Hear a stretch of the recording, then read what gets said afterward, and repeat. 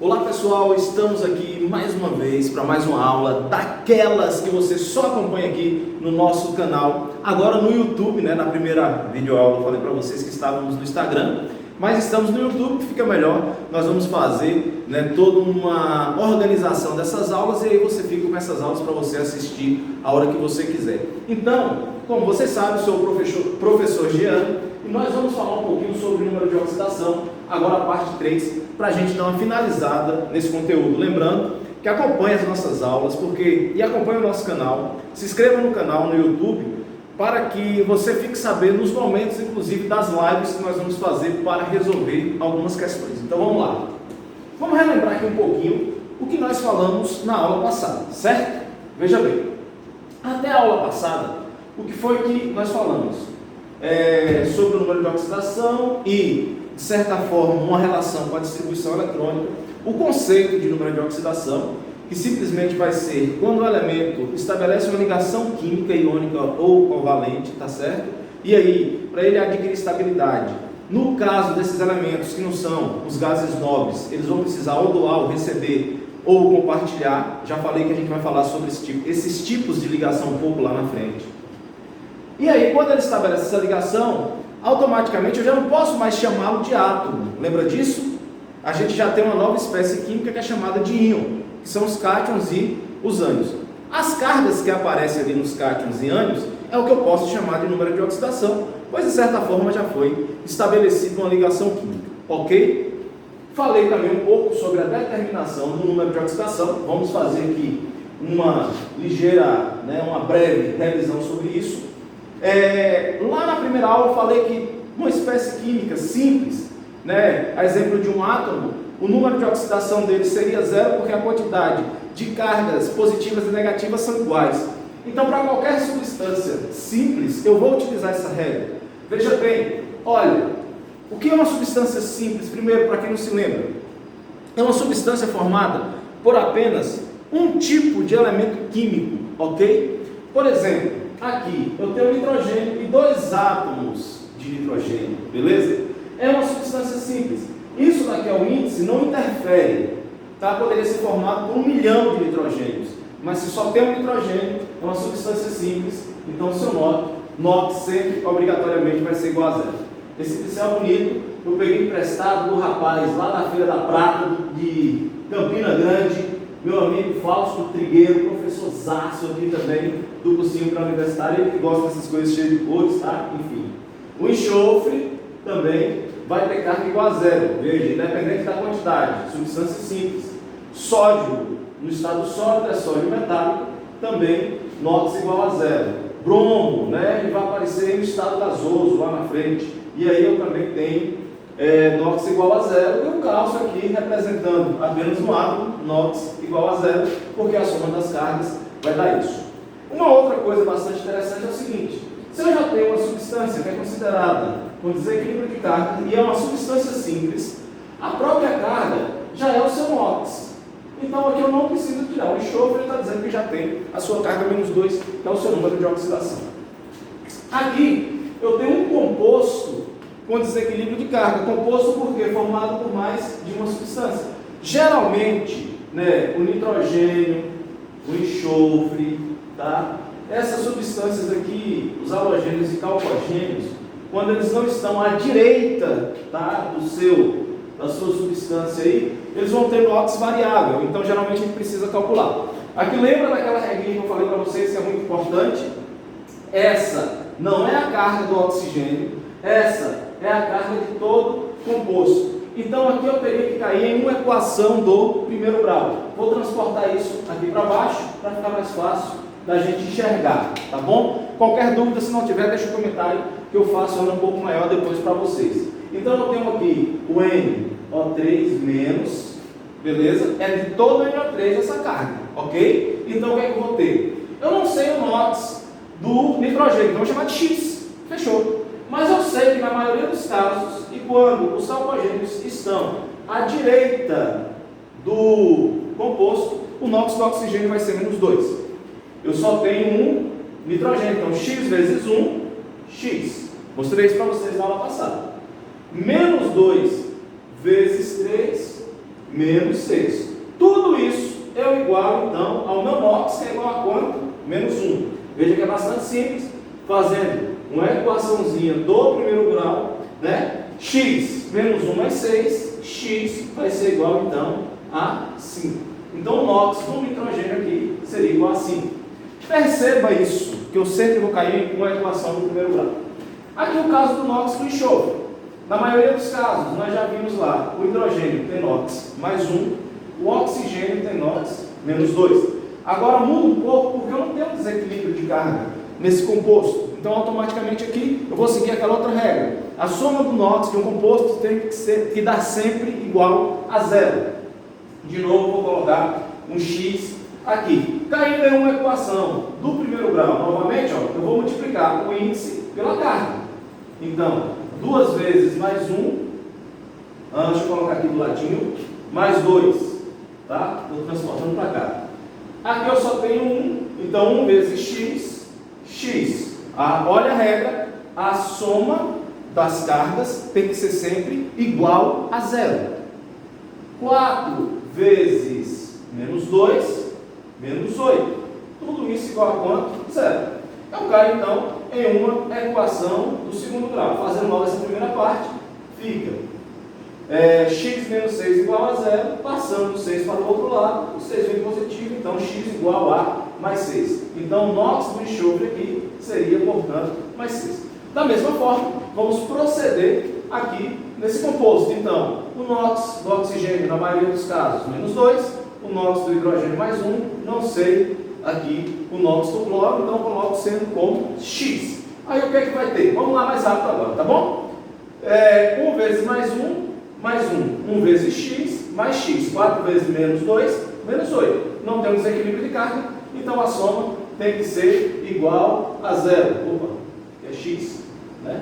Mais x menos 8 igual a zero. Então x vai ser igual a quanto? Né? Passando aqui fazendo uma resolução, mais 1 menos 8 daria menos 7, passando para o outro lado. Isso vai ser igual a mais 7. Então, o NOx aqui do cloro igual a mais 7. Bastante simples, utilizando as regras que nós vimos na aula passada. Uma grande pergunta que nós temos é o seguinte: para que serve o NOx? Tá, e aí eu vou te dizer, como eu já te disse lá atrás, não é apenas para você passar no seu Enem ou no seu vestibular. Quando a gente chegar em eletroquímica, tudo isso vai fazer mais sentido para vocês. Por quê? Na eletroquímica, é justamente através desse NOx, desse número de oxidação, que nós vamos verificar se uma reação é de óxido-redução ou redox, ou de oxidação e redução.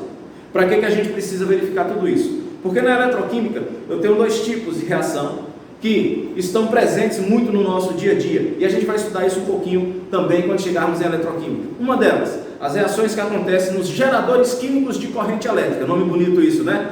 Bota aí entre parênteses, pilhas ou baterias, beleza? Então, quando há uma transferência de elétron de forma espontânea, gera uma energia positiva, uma DDP positiva, e isso é um gerador químico de corrente elétrica. Automaticamente, isso vai ser uma pilha ou uma bateria.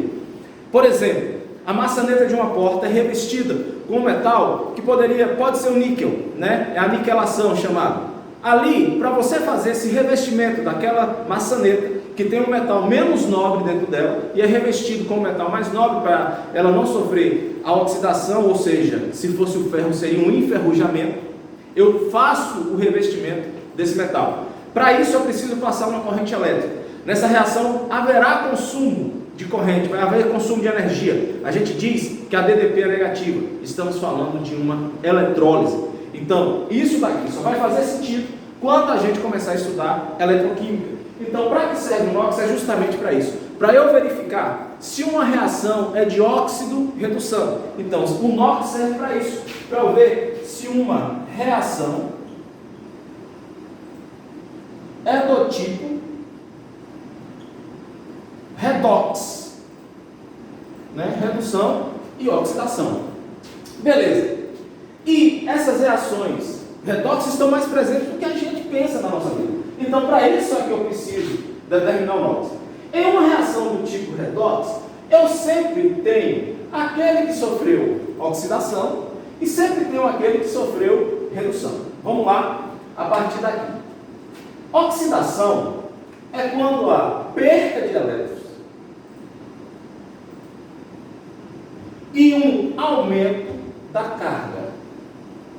Ok? Muita gente fala, a carga fica positiva. Não, mentira. Aumenta a carga. Não significa que vai ficar positiva. Também um pouco mais na frente nós vamos falar sobre isso. Redução é quando há um ganho de elétrons, automaticamente diminuição da carga. Vamos lembrar a nossa primeira aula. Eu mostrei para vocês esse composto aqui. NaH, hidreto de sódio. Falei para vocês que o sódio é um metal.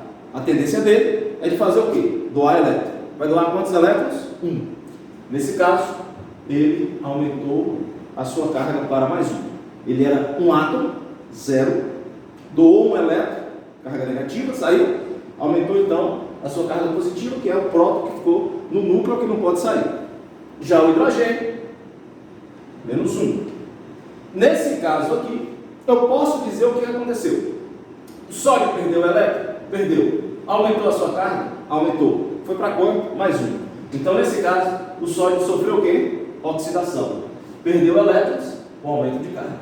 O hidrogênio era 0. Quando se juntou ao sódio, recebeu o elétron, diminuiu a sua carga. Nada mais justo. Sofreu então uma redução. Ganho de elétron, diminuição da sua carga. Passou, no caso do hidrogênio, de 0 para menos 1. Então eu posso dizer que o sódio sofreu oxidação e o hidrogênio sofreu aqui uma redução. É isso que acontece. Veja bem, aí muita gente decora isso.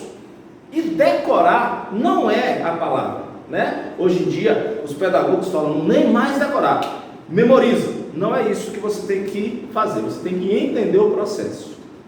Gente, se eu estou doando, vou pegar o meu amigo Fausto, né, como exemplo, um elétron para Fausto, eu estou oxidando, estou provocando a redução de Fausto.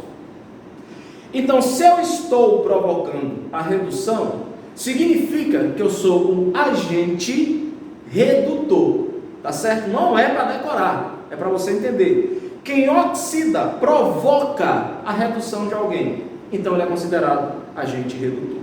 Então, quem oxida é considerado o agente redutor. E lá na frente, quando chegarmos em reação de óxido-redução, é toda espécie química. Onde está quem oxida é considerado agente redutor. Não vou entrar nisso agora para não dar bug no HD, tá? Quem reduz, ou seja, está pegando o elétron de alguém. Ou seja, quem reduziu tomou o elétron de outro. Então, automaticamente, se ele tomou o elétron de outro, significa que ele está oxidando o outro, está sendo o agente da oxidação do outro. Ou seja, quem recebe o elétron provoca a oxidação. Por isso é que quem sofre redução vai ser considerado agente oxidante. Ok? Não é para decorar, entenda. É simplesmente uma questão de você interpretar o que está acontecendo. Então, oxida, perde elétron, aumenta a carga, vai ser considerado o agente redutor. Quem reduz, ganha elétron, diminui a carga, vai ser considerado o agente oxidante. Com isso, eu posso chegar então às minhas reações de óxido-redução ou simplesmente reação de redox. A formação da água pode ser considerada sim uma reação de óxido-redução. Vamos lá então as regrinhas para determinar o NOx e aí a gente fecha, né? Isso, a ideia nesse momento. Veja bem, o hidrogênio, substância simples, só é formado por hidrogênio, NOx igual a quanto? 0. O oxigênio, só formado por oxigênio, NOx igual a quanto? 0. Se ligar, se ligar, alguém compartilhou, ficou o elétron mais perto do outro, transferiu elétrons. Na maioria dos casos, o oxigênio tem NOx igual a quanto? Menos 2. E o hidrogênio, NOx igual a mais 1. Veja o que aconteceu, que o hidrogênio sai de 0 para mais 1. saiu de 0 para mais 1. Significa então que teoricamente ele perdeu um elétron, porque houve um aumento de carga. Então nesse caso, o hidrogênio está sofrendo uma oxidação. Se ele está sofrendo oxidação, essa espécie química total é o meu agente o quê? Redutor. O oxigênio estava com 0, foi para menos 2. Significa então que ele ganhou elétrons, porque ele diminuiu a sua carga. Automaticamente ele está sofrendo uma redução. Que massa! Então, se ele está sofrendo redução, o oxigênio, tá certo? É o meu agente oxidante. É isso para que serve. Gente, se isso acontece de maneira ordenada, fluxo de elétrons ordenado, você vai cair lá no conceito de corrente elétrica. É por isso que é tão importante esse número de oxidação.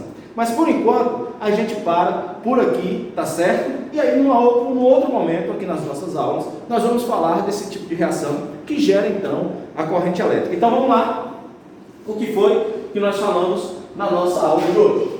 Né? Como determinar o NOx, foi a revisão da aula passada. Toda substância simples, o NOx é igual a 0.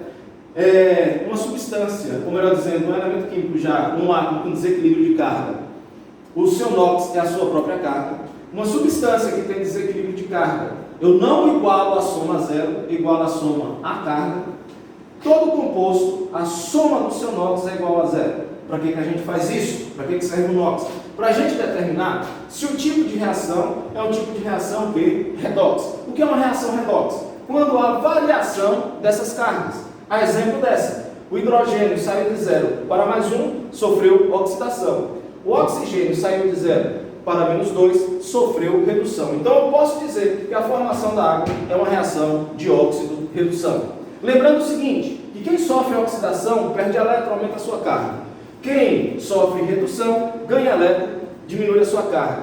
Quem oxida vai provocar a redução de alguém, por isso é que ele é chamado de agente redutor. Quem reduz provoca a oxidação de alguém, por isso que ele é chamado de agente oxidante. Aqui, se você não é da Bahia, a gente diz o seguinte, tem uma regra bastante simples. Eu não estou falando palavrão, mas dá para a gente fazer esse resumo da aula de hoje. Preste atenção. Quem perde elétrons, oxida. Quem recebe elétrons, reduz. Ah, professor, entendi tudo hoje da aula. Então, fica a regra. Quem perde, oxida. Quem recebe elétrons, reduz. Ah, que massa. Beleza? Então, na Bahia, né?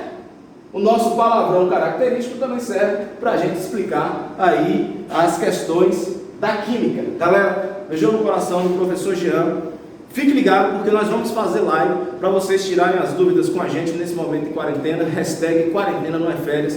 Vamos estudar aí todos nós juntos. Valeu, até a próxima. Estamos aqui. Beijão no coração.